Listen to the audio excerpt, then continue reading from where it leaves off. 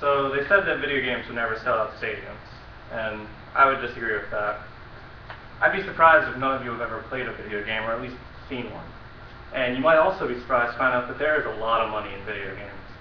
I've been playing them since I can even remember, and I've been playing them at a competitive level since I was 13. League of Legends has propelled to like the top of the esports scene, which esports is electronic sports, mostly just video games. It's competitive all over the world, Asia, Europe, anywhere that you think of. And it's got a lot of viewers, got a lot of money.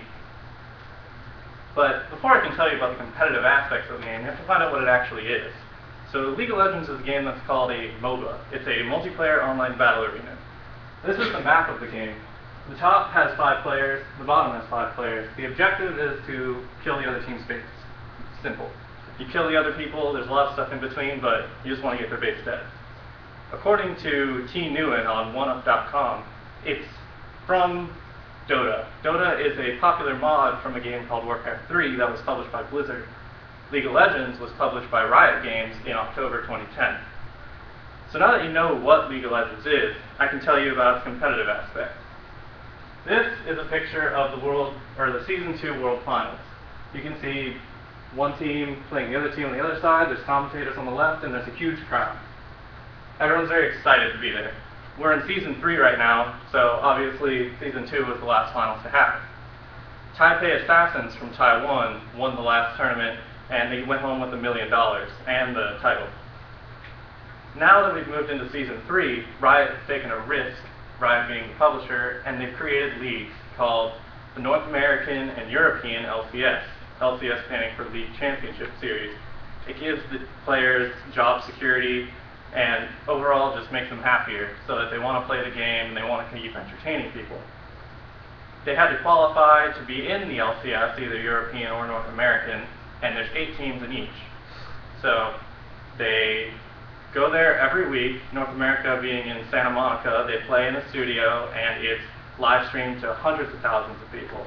And there's commentators, it's got very high production value. It's come a lot far from just airplane hangars or people's garages.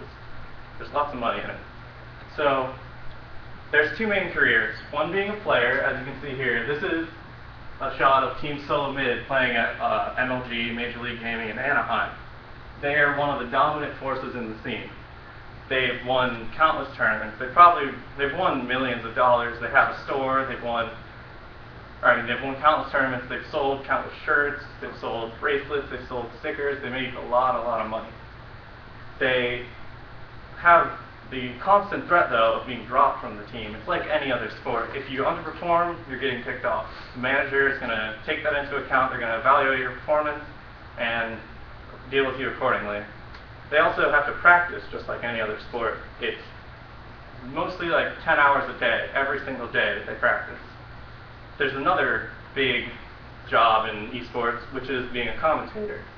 Here you can see this is a shot from the commentator's booth of the North American LCS. I mean, that guy in the middle got caught in a bad spot, and the guy on the left, they both got caught in a bad picture. But here they're interviewing the guy from Team Curse, which is also another sponsored team, a multi-million-dollar company.